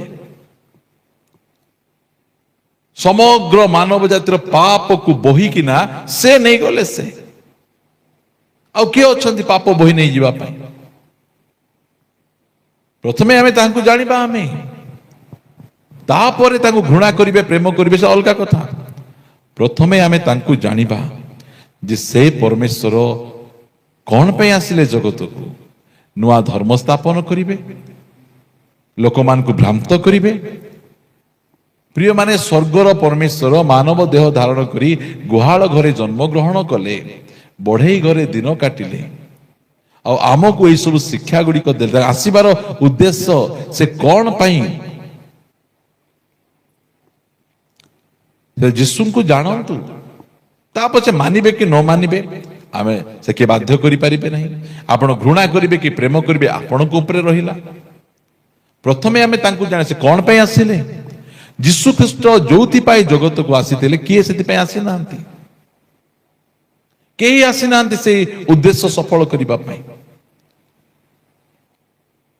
ଯୀଶୁ ଖ୍ରୀଷ୍ଟ ସେଇଥିପାଇଁ ଆସିଥିଲେ, ପାପ ବୋହି ନେଇ ଯିବା ପାଇଁ ସେ ପ୍ରକାଶିତ ହେଲେ। ତାହାଙ୍କ ଠାରେ କୌଣସି ପାପ ନଥିଲା। ତା ପଛେ ଲେଖାଯାଏ 8 ପଦ ଆମେ ପଢିବା, ଯେ ପାପ କରେ ସେ ଶୟତାନ ଠାରୁ ଜାତ, କାରଣ ଶୟତାନ ଆରମ୍ଭରୁ ପାପ କରି ଆସୁଅଛି। ଶୟତାନର କାର୍ଯ୍ୟ ବିନାଶ କରିବା ଉଦ୍ଦେଶ୍ୟରେ ହିଁ ଈଶ୍ୱରଙ୍କ ପୁତ୍ର ପ୍ରକାଶିତ ହେଲେ। ମୁଖ୍ୟ ଉଦ୍ଦେଶ୍ୟ ଦେଖନ୍ତୁ, ଶୟତାନର କାର୍ଯ୍ୟ, ଶୟତାନ ଦେଖାଯାଏ ନାହିଁ, ମାତ୍ର ତାର କାମ ଦେଖାଯାଏ। ଶୟତାନ ଗୋଟେ ସ୍ପିରିଟ ଅଟେ, ଆତ୍ମା ଅଟେ, ସେ ଦେଖାଯାଏ ନାହିଁ, ମାତ୍ର ତାର କାମ କଣ? ତାର କାମ ମିଥ୍ୟା କହିବା, ତାର କାମ ଚୋରି କରିବା, ତାର କାମ ହତ୍ୟା କରିବା, ତାର କାମ ଗଣ୍ଡଗୋଳ କରିବା, ଲୋକମାନଙ୍କ ମଧ୍ୟରେ ଦଳଭେଦ ମତଭେଦ ଆଣିବା। ଏଇଟା ହେଲା ଶୟତାନର କାମ। ଶୟତାନର ମୁଖ୍ୟ କାମ ହେଲା ଲୋକମାନଙ୍କୁ ପରମେଶ୍ୱରଙ୍କ ଠାରୁ ଦୂରକୁ ନେଇଯିବା। ଆଜି ଅନେକ ଜଣ ପରମେଶ୍ୱରଙ୍କ ଠାରୁ ଦୂରକୁ କେମିତି ଯାଇଛନ୍ତି? ଶୟତାନ ତା ଜୀବନରେ କାମ କରିଛି। ଶୟତାନର କାମକୁ ବିନାଶ କରିବା ପାଇଁ ଗୋଟେ ମଦୁଆ ପ୍ରଭୁଙ୍କ ପାଖକୁ ଆସିପାରୁନାହିଁ, ମଦ ତାକୁ ଅଟକେଇ ଦଉଛି। ଗୋଟେ ଜୁଆରୀ ପ୍ରଭୁଙ୍କ ପାଖକୁ ଆସିପାରୁନାହିଁ, ଜୁଆ ତାକୁ ଅଟକେଇ ଦଉଛି। ଗୋଟେ ଲାଞ୍ଚ ନେଉ ତାଙ୍କ ପାଖକୁ ଆସୁନାହିଁ, ଏଇ ଲୋଭ ତାକୁ ଅଟକେଇ ଦଉଛି। ଯେତେବେଳେ ସେଇ କାର୍ଯ୍ୟ ଗୁଡ଼ିକକୁ ବିନାଶ କରାଯିବ, ସେଇ ସମୟରେ ଲୋକମାନେ ଅଟୋମେଟିକ ପରମେଶ୍ୱରଙ୍କ ପାଖକୁ ପଳେଇ ଆସିବେ। ପ୍ରଭୁ ଯୀଶୁ ଖ୍ରୀଷ୍ଟ କଣ ପାଇଁ ଆସିଲେ? ଯେ ଶୟତାନର କାର୍ଯ୍ୟକୁ ସେ ବିନାଶ କରିବେ। ଆଜି ଶୟତାନର କାର୍ଯ୍ୟ, ଶୟତାନ ଦେଖାଯାଉ ନାହିଁ, ମାତ୍ର ତାର କାର୍ଯ୍ୟ ଦେଖାଯାଉଛି। ଲୋକମାନଙ୍କ ମଧ୍ୟରେ କ୍ରୋଧ, ହିଂସା, ମାରପିଟ, ଝଗଡ଼ା, ହତ୍ୟା। ଏଟା କାହାର କାମ? ଧର୍ମର କାମ କି? ଏଟା ପ୍ରଭୁଙ୍କର କାମ କି? ଏଟା ହେଲା ଶୟତାନର କାମ। ଶୟତାନର କାମ କଣ? ମିଥ୍ୟା, ଭ୍ରାନ୍ତି, ଗର୍ବ, ଅହଙ୍କାର, ପାପ, ଏସବୁ ଗୁଡ଼ିକ ଶୟତାନର କାମ। ପ୍ରଭୁ ଯୀଶୁ ଖ୍ରୀଷ୍ଟ କଣ ପାଇଁ ଆସିଲେ? ଶୟତାନର କାର୍ଯ୍ୟକୁ ବିନାଶ କରିବା ପାଇଁ। ଆପଣଙ୍କ ଜୀବନରେ ଯଦି କିଛି ଶୟତାନର କାମ ଅଛି, ପ୍ରଭୁ ତାହା ବିନାଶ କରିବେ, ଆପଣଙ୍କୁ ନାହିଁ। ପାପୀ ମାନଙ୍କୁ ବିନାଶ କରିବା ପାଇଁ ଆସିଲେ ନାହିଁ, ମାତ୍ର ପାପୀ ମାନଙ୍କ ଜୀବନରେ ଶୟତାନର ଯୋଉ କାମ ରହିଛି, କୁହନ୍ତୁ ମଦ ପିଇବାଟା କାର କାମ? ସ୍ତ୍ରୀକୁ ମାରିବାଟା କାର କାମ? ରାସ୍ତାରେ ଗୋଟେ ଝିଅ ଯାଉଥିବ ଲାଇନ ମାରିବାଟା କାର କାମ? କୁହନ୍ତୁ ଲୁଚି ଲୁଚି ପର୍ନୋଗ୍ରାଫି ଭିଡିଓ ଦେଖେଇବାଟା କାହାର କାମ? ପରମେଶ୍ୱରଙ୍କ କାମ। କୋଉ ଧର୍ମର କାମ କି ଏଇଟା? କୋଉ ଧର୍ମଶାସ୍ତ୍ର ଏ ପ୍ରକାର ଶିକ୍ଷା ଦିଏ? କୋଉ ଧର୍ମଶାସ୍ତ୍ର ଏ ପ୍ରକାର ଶିକ୍ଷା ଦିଏ ନାହିଁ। এইটা শয়তানর কাম। গোটে ধর্ম আর গোটে ধর্ম ভিতরে গন্ডগোল লাগেন্তি নাই, মাত্র শয়তান লগায়ে। এই শয়তানর কামকু বিনাশ করিবা পাই ମନୁଷ୍ୟ ପୁତ୍ର ପ୍ରଭୁ ଯୀଶୁ ଖ୍ରୀଷ୍ଟ ଆସିଲେ, କ୍ରୁଶ ଉପରେ ଶୟତାନର ମସ୍ତକକୁ ଚୂର୍ଣ୍ଣ କଲେ, ତାର କାର୍ଯ୍ୟକୁ ବିନାଶ କଲେ। ଆଉ ସେହି କାର୍ଯ୍ୟକୁ ବିନାଶ କଲେ ପ୍ରଭୁ ଆମମାନଙ୍କୁ ଆଜି ରଖିଥିବାରୁ ଆଜି ଆମେ ପରମେଶ୍ୱରଙ୍କ ନିକଟକୁ ଆସିଛୁ। ଆଜି ଆମେ ମଦ ଆଡ୍ଡାକୁ ଯାଇନୁ, ଜୁଆ ଆଡ୍ଡାକୁ ଯାଇନୁ, ବ୍ୟଭିଚାର ଆଡ୍ଡାକୁ ଯାଇନୁ, ସିନେମା ହଲକୁ ଯାଇନୁ। କାରଣ ଆମ ଭିତରେ ଶୈତାନର କାର୍ଯ୍ୟ ଥିଲେ ଆମେ ଯାଇଥାନ୍ତୁ। ଆମେ ମାତ୍ର ଆଜି ଆମେ ପରମେଶ୍ୱରଙ୍କ ନିକଟକୁ ଆସିଛୁ। ଆମେ ଭଲରେ ହେଉ କି ମନ୍ଦରେ ହେଉ ଆମେ ଆସିଛୁ। କାହିଁକି ଆସିଛୁ? ଆମକୁ ପରମେଶ୍ୱର ଦରକାର, ଆମକୁ ପ୍ରଭୁ ଆବଶ୍ୟକ ରହିଛି। ଆଉ ଶୟତାନ ଆମକୁ ପ୍ରଭୁଙ୍କ ନିକଟକୁ ଆସିବା ପାଇଁ ଦଉନାହିଁ। ସେଥିପାଇଁ ପ୍ରଭୁ ଯୀଶୁ ଖ୍ରୀଷ୍ଟ କଣ ପାଇଁ ଆସିଲେ? ଶୟତାନର କାର୍ଯ୍ୟକୁ ବିନାଶ କରିଦେବେ, ଶୟତାନର କାମକୁ ନଷ୍ଟ କରିଦେବେ। ପ୍ରିୟମାନେ, ସେଥିପାଇଁ ଯୋହନ ସୁସମାଚାରରେ ପନ୍ତିୟ ପିଲାତକ ସେ ଯୀଶୁ ଖ୍ରୀଷ୍ଟଙ୍କୁ ପଚାରୁଛନ୍ତି ଯେ ସତ୍ୟ କଣ? 18 ଅଧ୍ୟାୟ ଯଦି ଆମେ ଫିଟେଇବା, ଯୋହନ 18 ଅଧ୍ୟାୟରେ 37-35 ପଢିବା। ପିଲାତ ଉତ୍ତର ଦେଲେ, ଆପଣ କଣ ଜଣେ ଯିହୁଦୀ? ତୁମର ସ୍ୱଜାତି ଓ ପ୍ରଧାନ ଯାଜକମାନେ ତୁମ୍ଭକୁ ଆମ୍ଭ ହସ୍ତରେ ସମର୍ପଣ କରିଅଛନ୍ତି, ତୁମେ କଣ କରିଅଛ? ଯୀଶୁ ଉତ୍ତର ଦେଲେ, ମୋହର ରାଜ୍ୟ ଏହି ଜଗତ ସମ୍ବନ୍ଧୀୟ ନୁହେଁ। ଯଦି ମୋହର ରାଜ୍ୟ ଏହି ଜଗତ ସମ୍ବନ୍ଧୀୟ ହୋଇଥାନ୍ତା, ତାହେଲେ ମୁଁ ଯେପରି ଯିହୁଦୀ ମାନଙ୍କ ହସ୍ତରେ ସମର୍ପିତ ନ ହୁଅନ୍ତି, ଏଥିପାଇଁ ମୋହର ପରିଚାରକ ମାନେ ଯୁଦ୍ଧ କରନ୍ତେ। କିନ୍ତୁ ମୋହର ରାଜ୍ୟ ପ୍ରକୃତରେ ତତ୍ସମ୍ବନ୍ଧୀୟ ନୁହେଁ। ଯୀଶୁଖ୍ରୀଷ୍ଟଙ୍କୁ ଯିହୁଦୀ ମାନେ ଧରିଯିବା ସମୟରେ ଯୀଶୁଖ୍ରୀଷ୍ଟଙ୍କ ପଛରେ ହଜାର ହଜାର ଲୋକ ଯାଉଥିଲେ, ତାଙ୍କୁ ପ୍ରେମ କରୁଥିଲେ, ଭକ୍ତି କରୁଥିଲେ। ଯୀଶୁଖ୍ରୀଷ୍ଟ ସେମାନଙ୍କୁ ଶିଖେଇଥାନ୍ତେ, ମତେ ଯେତେବେଳେ ଲୋକମାନେ ଧରିବେ ସମସ୍ତେ ଖଣ୍ଡା ବାଡି ଠେଙ୍ଗା ଆଣି ସମସ୍ତଙ୍କୁ ପିଟିବ ବୋଲି କହିଲେ ପିଟିଥାନ୍ତେ ତାଙ୍କେ। ମା ଯୀଶୁଖ୍ରୀଷ୍ଟ କହିଲେ, ମୋହର ରାଜ୍ୟ ଏମିତି ମାର ପିଟ ଖଣ୍ଡା ବାଡିରେ ନୁହେଁ। ମୋ ରାଜ୍ୟ ପ୍ରେମରେ, ମୋ ରାଜ୍ୟ ଦୟାରେ, ମୋ ରାଜ୍ୟ କ୍ଷମାରେ। ସେଥିପାଇଁ ମୁସଲିନୀଙ୍କ କଥା ଆପଣ ମାନଙ୍କୁ ବାରମ୍ବାର କହୁଛି। ମୁସଲିନୀ ଯେ କି ଗୋଟେ ବହୁତ ବଡ ରାଜା, ଶାସନକର୍ତ୍ତା, ସେ ୟୁରୋପରେ ସେ ଶାସନ କରୁଥିଲେ। ମୁସଲିନୀ ୟୁରୋପରେ ଆଉ ହିଟଲର ଜର୍ମାନୀରେ ଶାସନ କରୁଥିଲେ। ସେ କହିଲେ, ମୁଁ ଏତେ ସାମ୍ରାଜ୍ୟ ସ୍ଥାପନ କରିଛି, ହିଟଲର ମଧ୍ୟ ସାମ୍ରାଜ୍ୟ ସ୍ଥାପନ କରିଛନ୍ତି। ମୋର ସାମ୍ରାଜ୍ୟ ଆଉ ହିଟଲରଙ୍କ ସାମ୍ରାଜ୍ୟ ଆଜି ନହେଲେ କାଲି ନଷ୍ଟ ହେଇଯିବ। କାହିଁକି? ଆମେ ଖଣ୍ଡା ବଳରେ ସ୍ଥାପନ କରିଛୁ। ମାତ୍ର ଯୀଶୁଙ୍କ ସାମ୍ରାଜ୍ୟ କଦାପି ସ୍ଥାପନ ନଷ୍ଟ ହେବ ନାହିଁ, ବିନାଶ ହେବ ନାହିଁ, କାରଣ ତାଙ୍କ ରାଜ୍ୟ ପ୍ରେମ ବଳରେ ସ୍ଥାପନ କରାଯାଇଛି। ପ୍ରିୟମାନେ, ଯୀଶୁଙ୍କର ରାଜ୍ୟ ପ୍ରେମ ଦ୍ୱାରା ସ୍ଥାପନ କରାଯାଇଛି। ଡରା ବିଡ୍ରା କରି ଜୟ ଜୟ କୁହ, ଜୟ ଯୀଶୁ କୁହ ବୋଲି କାହାକୁ ବାଧ୍ୟ କରାଯାଇ ନାହିଁ। ହଁ, ଜୟ ବାଇବଲ କୁହ ବୋଲି ବାଧ୍ୟ କରାଯାଉ ନାହିଁ। ନାଜରିତ ଯୀଶୁଙ୍କର ଜୟ ବୋଲି କାହାକୁ ବାଧ୍ୟ କରାଯାଉ ନାହିଁ।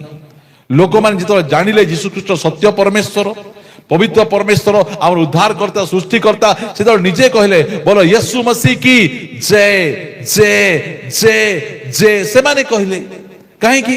କାରଣ ଯୀଶୁଖ୍ରୀଷ୍ଟ ବିଜୟ ଦେବା ପରମେଶ୍ୱର, ସେ ଜୟ ଦେବା ପରମେଶ୍ୱର। ସେଥିପାଇଁ ସେ ଏଇ ସବୁ ବିଷୟ ଗୁଡିକ ସେ ହଉଛି। ପ୍ରିୟମାନେ, ସେଥିପାଇଁ ପ୍ରଭୁ ଯୀଶୁଖ୍ରୀଷ୍ଟଙ୍କ ରାଜ୍ୟ ଏହି ଜଗତ ସମ୍ବନ୍ଧୀୟ ନୁହେଁ। ଯଦି ଜଗତ ସମ୍ବନ୍ଧୀୟ ରାଜ୍ୟ ହେଇଥାନ୍ତା, ତାହେଲେ ଯୀଶୁଖ୍ରୀଷ୍ଟଙ୍କୁ ଧରିବା ସମୟରେ ତାଙ୍କର ଲୋକମାନେ ଖଣ୍ଡା କାତି ବାଡି ଆଣି ସେମାନେ ଯିହୁଦୀ ମାନଙ୍କ ସହିତ ଯୁଦ୍ଧ କରିଥାନ୍ତେ। ପିତର ଖଣ୍ଡା କାଢିଲେ, ଖଣ୍ଡା କାଢି ସେ ଜଣେ ଦାସଙ୍କର କାନ କାଟି ଏକା ଦେଲେ। ଯୀଶୁଖ୍ରୀଷ୍ଟ କହିଲେ, ଭଲ କଲ, ମତେ ଯେ ଧରିବ ନା ତାଙ୍କୁ ଏମିତି ଖଣ୍ଡାରେ ତାଙ୍କୁ କଟାଯିବ। କହିଲେ, ଏ ପିତର, ଏ କେଫା କହିଲେ, ଏ କେଫା, ତୁମର ଖଣ୍ଡା ତୁମେ କଣ କର? ଖାପ ଭିତରେ ରଖ। ଯେ ଖଣ୍ଡା ବ୍ୟବହାର କରିବ ସେ ଖଣ୍ଡା ଦ୍ୱାରା ବିନଷ୍ଟ ହେବ। ଯୋଉ କାନ ଛିଣ୍ଡି ଯାଇଥିଲା, କାନକୁ ଉଠେଇଲେ ଆଉ ଲଗେଇ ଦେଲେ, ସୁସ୍ଥ କରିଦେଲେ। ବୁଝନ୍ତୁ, ଯୋଉମାନେ ତାଙ୍କୁ ଧରିବା ପାଇଁ ଆସିଥିଲେ ତାଙ୍କର ମଧ୍ୟ କ୍ଷତି କଲେ ନାହିଁ। ତାଙ୍କର କାନ କଟା ଯାଇଥିଲା, ରକ୍ତାକ୍ତରେ ଛଟପଟ ହେବା ସମୟରେ କାନ ବାହାର କରି କାନରେ ଜଏଣ୍ଟ କରିଦେଲେ, ସେ ଭଲ ହେଇଗଲେ। ବୁଝନ୍ତୁ, ଶତ୍ରୁ ମାନଙ୍କୁ ମଧ୍ୟ ସେ ପ୍ରେମ କରୁଥିଲେ। ପ୍ରିୟ ପ୍ରଭୁଙ୍କ ଲୋକମାନେ, ଆମେ ଏହା ଜାଣିବାର ଆବଶ୍ୟକ ରହିଅଛି। ଆମର ପରମେଶ୍ୱର କି ପ୍ରକାର।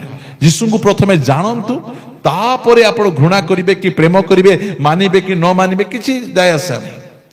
କାହାକୁ ନ ଜାଣି ତାଙ୍କ ବିରୁଦ୍ଧରେ କଥା କହିବାଟା କୌଣସି ପ୍ରକାର ଭାବରେ ଯୁକ୍ତିତର୍କ ନୁହେଁ, ଯୁକ୍ତିସଙ୍ଗତ ନୁହେଁ। ସେଥିରେ ପିଲାତ ତାହାଙ୍କୁ ପଚାରିଲେ, ତାହେଲେ ତୁମେ କଣ ଜଣେ ରାଜା ନୁହଁ? ଯୀଶୁ ଉତ୍ତର ଦେଲେ, ଆପଣ ତ କହୁଅଛନ୍ତି ମୁଁ ଜଣେ ରାଜା। ଯୀଶୁ କହିଲେ, ହଁ ମୁଁ ରାଜା, ମୁଁ କେବଳ ରାଜା ନୁହେଁ, ମୁଁ ରାଜା ମାନଙ୍କର ରାଜା। ସେଥିପାଇଁ ସେମାନେ କଣ କହୁଛନ୍ତି? ମୁଁ ଜଣେ ରାଜା। ମୁଁ ଯେପରି ସତ୍ୟ ପକ୍ଷରେ ସାକ୍ଷ୍ୟ ଦିଏ, ଏଥି ନିମନ୍ତେ ମୁଁ ଜନ୍ମ ହୋଇ ଅଛି ଓ ଜଗତକୁ ଆସିଅଛି, ଯେ କେହି ସତ୍ୟର ସନ୍ତାନ ସେ ମୋହର କଥା ଶୁଣେ। ସମସ୍ତେ ଶୁଣନ୍ତି ନାହିଁ। ଏ ଜଗତରେ ଦୁଇ ପ୍ରକାର ସନ୍ତାନ, ଗୋଟେ ହେଲା ମିଥ୍ୟାର ସନ୍ତାନ, ଆଉ ଗୋଟେ ସତ୍ୟର ସନ୍ତାନ। ଗୋଟେ ଅନ୍ଧକାରର ସନ୍ତାନ, ଗୋଟେ ଆଲୋକର ସନ୍ତାନ। ଗୋଟେ ପରମେଶ୍ୱରଙ୍କ ସନ୍ତାନ, ଗୋଟେ ଶୈତାନର ସନ୍ତାନ। ଏହି ପ୍ରକାର ସନ୍ତାନ ମାନେ ଅଛନ୍ତି। ଆଉ ଯୀଶୁ ଖ୍ରୀଷ୍ଟ କହିଲେ, ଯେଉଁମାନେ ସତ୍ୟର ସନ୍ତାନ, ପ୍ରିୟମାନେ ଯେତିକି ଭାଇ ଭଉଣୀ ମାନେ ଶୁଣୁଛନ୍ତି, ମୁଁ ବିଶ୍ୱାସ କରେ ଆପଣ ମାନେ ସତ୍ୟର ସନ୍ତାନ, ମିଥ୍ୟାର ସନ୍ତାନ ନୁହନ୍ତି। ଆପଣ ଆଲୋକର ସନ୍ତାନ, ଅନ୍ଧକାରର ସନ୍ତାନ ନୁହନ୍ତି। ଆପଣ ପରମେଶ୍ୱରଙ୍କ ସନ୍ତାନ, ଶୈତାନର ସନ୍ତାନ ନୁହନ୍ତି। ଆପଣ ପରମେଶ୍ୱରଙ୍କ କଥା ଶୁଣୁଛନ୍ତି। ହାଲେଲୁୟା। ପରମେଶ୍ୱରଙ୍କ କଥା ଆପଣ ଶୁଣୁଛନ୍ତି, କାରଣ ଆପଣ ମାନେ ସତ୍ୟର ସନ୍ତାନ। ଯୀଶୁ ଖ୍ରୀଷ୍ଟ କହିଲେ, ଯେ ସତ୍ୟର ସନ୍ତାନ ସେ ମୋହର କଥା ଶୁଣେ। ପ୍ରିୟମାନେ, ଦିନେ ଆମେ ମିଥ୍ୟାରେ ଚାଲୁଥିଲୁ, ମାତ୍ର ଆମେ ସତ୍ୟ ଥିଲୁ, ସତ୍ୟର ସନ୍ତାନ ଥିଲୁ। ସେଥିପାଇଁ ଆମେ ଯୀଶୁଙ୍କର କଥା ଆମେ ଶୁଣୁଛୁ। ପ୍ରଭୁଙ୍କର ଗୌରବ ହଉ। ପ୍ରଭୁ ଯୀଶୁ ଖ୍ରୀଷ୍ଟ ଏଥିପାଇଁ ଆସିଲେ। ଏହି ଶେଷ ପଦ ପଢି ମୁଁ ପ୍ରାର୍ଥନା କରିବା ପାଇଁ ଚାହେଁ। ଗାଲାତୀୟ ପୁସ୍ତକ। ଯୀଶୁ ଖ୍ରୀଷ୍ଟଙ୍କୁ ଫାଷ୍ଟ ଜାଣନ୍ତୁ, ତାପରେ ଘୃଣା କରିବେ। ଗାଲାତୀୟ 1:4 ସେ ଆମ୍ଭମାନଙ୍କ ପିତା ଈଶ୍ୱରଙ୍କ ଇଚ୍ଛା ଅନୁସାରେ ଏହି ବର୍ତ୍ତମାନ ଜଗତରୁ, ଏହି ମନ୍ଦ ଜଗତରୁ, ଏହି ଦୁଷ୍ଟ ଜଗତରୁ, ଏ ଶୈତାନର ଜଗତରୁ, ଏ ଅନ୍ଧକାରର ଜଗତରୁ ଆମ୍ଭମାନଙ୍କୁ ଉଦ୍ଧାର କରିବା ପାଇଁ ଆମ୍ଭମାନଙ୍କ ପାପ ନିମନ୍ତେ ଆପଣାକୁ ପ୍ରଦାନ କଲେ। ଆମେ ଏହି ଜଗତର ସିଷ୍ଟମରେ, ଜଗତର ଶୈଳୀରେ, ଆମମାନେ ଏ ଜଗତର ଛାଞ୍ଚରେ ଆମେ ଢଳା ହେଇଯାଇଥିଲୁ। এই জগତର ସବୁ ପ୍ରକାର ଶୈଳୀରୁ, ଜଗତର ସବୁ ପ୍ରକାର ବିଷୟରୁ, ଜଗତର ମୁଖ୍ୟ ବିଷୟ ହେଲା ପଇସା। ପଇସା। এই ଜଗତର ମୁଖ୍ୟ ବିଷୟ ହେଲା ପଇସା ଆଉ ସମ୍ମାନ। ଯାହା ପାଖରେ ପଇସା ଅଛି ଲୋକ ତା ପାଖକୁ ଯିବେ, ଯାହା ପାଖରେ ପଇସା ଅଛି ତାକୁ ସମ୍ମାନ ଦେବେ। ଜଗତରେ ଯାହା ବି କରୁଛନ୍ତି, ପାଠ ପଢୁଛନ୍ତି କଣ? ପଇସା କମେଇବା ପାଇଁ। ଡକ୍ଟର ହଉଛନ୍ତି ପଇସା କମେଇ, ସେବା କରିବା ପାଇଁ କିଏ? ନେତା ହେଲେ ସେବା କରିବା ପାଇଁ କି ପଇସା କମେଇବା ପାଇଁ। ଆଜି ଜଗତର ପ୍ରଭୁ ପଇସା, ଧନ। ଆଉ ଲୋକମାନେ ଧନ ଆଡକୁ ସେମାନେ ଯାଇଛନ୍ତି। ଟଙ୍କା ପାଇବା ପାଇଁ ଡୁପ୍ଲିକେଟ ମେଡିସିନ ତିଆରି କରିବେ, ଟଙ୍କା ପାଇବା ପାଇଁ ଡୁପ୍ଲିକେଟ ଖାଦ୍ୟ ତିଆରି କରୁଛନ୍ତି, ପ୍ଲାଷ୍ଟିକ ଚାଉଳ, ପ୍ଲାଷ୍ଟିକ ବିଷୟ ଗୁଡିକ। କାହିଁକି? କାରଣ ପଇସା ଦରକାର ଅଛି, ଟଙ୍କା ଦରକାର ଅଛି। କାହିଁକି? এই ଜଗତ ଟଙ୍କାରେ ବନ୍ଧା। ଜଗତ ପଇସାରେ ଆଡେ ଯାଇଛି। ଯୁଆଡେ ପଇସା ସିଆଡେ ଲୋକମାନେ ଯିବେ। ସେଥିପାଇଁ ଏହି ବର୍ତ୍ତମାନ ଜଗତରୁ ଆମ୍ଭମାନଙ୍କୁ ସେ ଟଙ୍କାର ପ୍ରଲୋଭନରୁ, ଟଙ୍କାର ବନ୍ଧନରୁ ଆମକୁ ଉଦ୍ଧାର କରିବା ପାଇଁ ସେ ଆପଣାକୁ ଦେଲେ। ଜଗତର ସିଷ୍ଟମରେ ପ୍ରିୟମାନେ ଆଜି ଲୋକ ଯାହା କରିବେ, ଆଜିର ପୁଅ ଝିଅ ମାନେ ସେମିତି। ପୁଅ ଟିକେ ଯାଉନୁ ମାର୍କେଟ ଜାଗା ଧରି ଆଇବୁ, ମତେ କଣ ଦେବ, ମତେ କଣ ଦେବ, ମତେ ଦେଲେ ମୁଁ ଯିବି। ସମସ୍ତଙ୍କୁ ଦରକାର। ସେଥିପାଇଁ ପ୍ରଭୁ ଯୀଶୁ ଖ୍ରୀଷ୍ଟ ଏହି ଜଗତକୁ କଣ ପାଇଁ ଆସିଲେ? ଏହି ବର୍ତ୍ତମାନ ଜଗତରୁ। କାରଣ ବାଇବେଲ ଆମମାନଙ୍କୁ କହେ, ପ୍ରଥମ ଜହନ 5:19 ଆମ୍ଭେମାନେ ଯେ ଈଶ୍ୱରଙ୍କ ଠାରୁ ଜାତ ଓ ସମସ୍ତ ଜଗତ ଯେ ପାପାତ୍ମାର ଅଧୀନ, ଏହା ଆମ୍ଭେମାନେ ଜାଣୁ। ପ୍ରିୟମାନେ, ଏହା ଆମ୍ଭେମାନେ ଜାଣୁ। ଏଥିପାଇଁ ପ୍ରଭୁ ଯୀଶୁ ଖ୍ରୀଷ୍ଟ ଏହି ବର୍ତ୍ତମାନ ଜଗତ, ଶୟତାନର ଅଣ୍ଡରରେ ଥିବା ଜଗତ, ଏହି ଜଗତରୁ ଆମ୍ଭମାନଙ୍କୁ ଉଦ୍ଧାର କରିବା ପାଇଁ, ଆମ୍ଭମାନଙ୍କୁ ରକ୍ଷା କରିବା ପାଇଁ ଏହି ଧରାପୃଷ୍ଠକୁ ଆସିଲେ। Thank you lord. ଏହି ଧରାପୃଷ୍ଠକୁ ସେ କଣ ପାଇଁ ଆସିଲେ? ଏହି ଜଗତରୁ ଉଦ୍ଧାର କରିବା ପାଇଁ। ପ୍ରଥମେ ଜାଣନ୍ତୁ ଯୀଶୁଙ୍କୁ। କୁହନ୍ତୁ, ଏଇଟା ଆପଣଙ୍କୁ ଦରକାର ନାହିଁ କି? ଆବଶ୍ୟକ ନାହିଁ? ସୁସମାଚାର ଦରକାର ନାହିଁ କି? ମୁକ୍ତି ଦରକାର ନାହିଁ କି? ଆପଣଙ୍କୁ ଜୀବନ ଦରକାର ନାହିଁ କି? ଆପଣଙ୍କୁ ପରିତ୍ରାଣ ଦରକାର ନାହିଁ କି? ଶୈତାନର କାର୍ଯ୍ୟରୁ ମୁକ୍ତି ଦରକାର ନାହିଁ କି? ଆପଣଙ୍କୁ ବର୍ତ୍ତମାନ ଜଗତର ଉଦ୍ଧାର ଦରକାର ନାହିଁ କି? କିଏ କରିପାରିବେ? ସେଥିପାଇଁ ପିତର ଚିଲ୍ଲେଇ ଚିଲ୍ଲେଇ କହିଲେ, ଆକାଶ ତଳେ ମନୁଷ୍ୟ ମାନଙ୍କ ମଧ୍ୟରେ परित्राण उद्धार पाप क्षमा अनंत जीवन पाइबा पाई यीशुंक नाम छड़ा अन्य कौनसी नाम दिया जाई नहीं, केवल यीशु नाम ही दिया जाइछि। प्रथमे आमे यीशु ख्रीष्ट को जानिबा। आज आमे यीशु ख्रीष्ट को आमे जानुछु से किए, से कौन पे आसीथिले। जोखियो से दिन यीशु ख्रीष्ट को जानी देला। यीशु ख्रीष्ट किए ताहा देखिबा को जानिला। से देखला यीशु ख्रीष्ट ख्रिस्टियन मानकर प्रभु नुहंती, यीशु ख्रीष्ट से जिहुदी मानकर प्रभु नुहंती, यीशु ख्रीष्ट इंग्रेज मानकर प्रभु नुहंती, यीशु ख्रीष्ट समस्तंकर प्रभु अटंती, उद्धार करता परित्राण करता। से दिन निज जीवन को तांको ठारे समर्पण कर निज पाप गुड़िक यीशुंक निकट को जाई से कहिदेला मु पाप करिछि मते क्षमा कर। ताहा परे प्रभु यीशु ख्रीष्ट ताको कहिले आजी एही घरे परित्राण उपस्थित। प्रिय माने आजी एही घरे परित्राण उपस्थित। आजी मध्य आपण यीशु ख्रीष्ट को जानिले कि निहाती आपण जानिथिबे जे यीशु ख्रीष्ट किए अटंती। जो प्रकार जोखियो निज पाप को मानि नेले, निज दोष अपराध को मानि नेले आ कहिले प्रभु मोर संपत्तिर अर्धे को मु दरिद्र मान को देई देबी आ अन्याय रे जहाठारु किछि मु आनिछि ताहाकु चारि गोड़े फेरई देबी। आज कौन आपण निज पाप स्वीकार करबा पई चाहउछंती कि जो जो पाप गुड़ी को आपण करिसंती, जो जो विषय गुड़ी को आपण आज एडिक्शन रे अछंती, जो कदर्य जीवन यापन करुछंती, आज प्रभु आपण को मुक्त करबा पई चाहउछंती। आज आपणकर चक्षु को फिटेबा पई चाहउछंती। बोध विनाश उद्धार करी आपण को जीवन प्रचुर जीवन देवा पई चाहउछंती। आपण को जीवन रे थिबा शैतान रो प्रत्येक कार्य को विनाश करिवा पई चाहउछंती। वर्तमान जगतर सिस्टम थारु आपण को उद्धार करिवा पई चाहउछंती।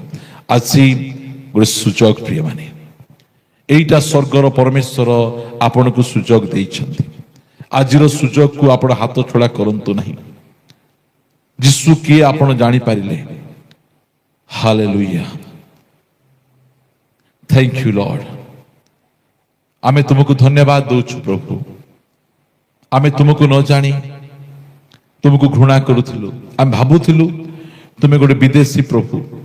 आमे भाबुथिलु तुमे क्रूस उपरे गोटे दुर्बल प्रभु जे मरी जाउछो। मात्र प्रभु तुमे दुर्बल ना हो। आम पाप पाए तुमे तुनी हेलो। तुमे पुनरुत्थित मृत्यु को जय करिबा परमेश्वर तुमे अट। शैतान कार्य को विनाश करिबा परमेश्वर तुमे अट। तुमे आमान को अनंत जीवन देवा परमेश्वर। तुमे हमर सृष्टिकर्ता तुमे अट। हालेलुया, तुमको धन्यवाद दउछि। तुम नाम रो गौरव करूछि। आमेन। स्तुति हो राजा, महिमा हो। आज जेतिकी भाई भौणी निज जीवन को तुमठा समर्पण करूछंती, मु प्रार्थना करे तुमे दया कर सेमान को अनुग्रह कर, सेमान को समर्पण को ग्रहण कर, सेमान को आखिर लुह को देख, सेमान को अनुताप को देख प्रभु। सेमाने कि प्रकार तुम निकट रे क्रंदन करूछंती, सेमाने निज पाप निमंते तुम निकट रे कि प्रकार भाव रे समर्पण होउछंती प्रभु। तुमे सेमान को ग्रहण कर, सेमान को पाप गुड़ी को क्षमा कर, सेमान को अनंत जीवन दियो, सेमान को परित्राण तुमे दियो। हालेलुया राजा। आज अनेक निज जीवन को तुमठे समर्पण करूछंती प्रभु। आज से निज पाप को मानि नौछंती, कारण तुम मुक्तिदाता, तुम सृष्टिकर्ता, नरकर उद्धारकारी परमेश्वर, पाप क्षमाकारी परमेश्वर तुम अट। तुम पाखरे भेदभाव नहीं, बाछ विचार नहीं, कारण तुम समस्त परमेश्वर अट। धन्यवाद राजा। आम पापर प्रायश्चित तुम्हें करिछ, आमर पापर मुक्ति देवा निमंते तुम क्रूस रे झुली जाइछ। तुमर से क्रूसीय प्रेम आमको उद्धार करिछि। धन्यवाद राजा, धन्यवाद प्रभु। पाप रे छटपट थिबा समय रे प्रभु आम निकट को केही आसिले नहीं, तुम्हें आसिलो आमको उद्धार कल प्रभु। हालेलुया राजा, धन्यवाद राजा। Hallelujah, thank you Lord. ओ राजा, धन्यवाद धन्यवाद धन्यवाद राजा।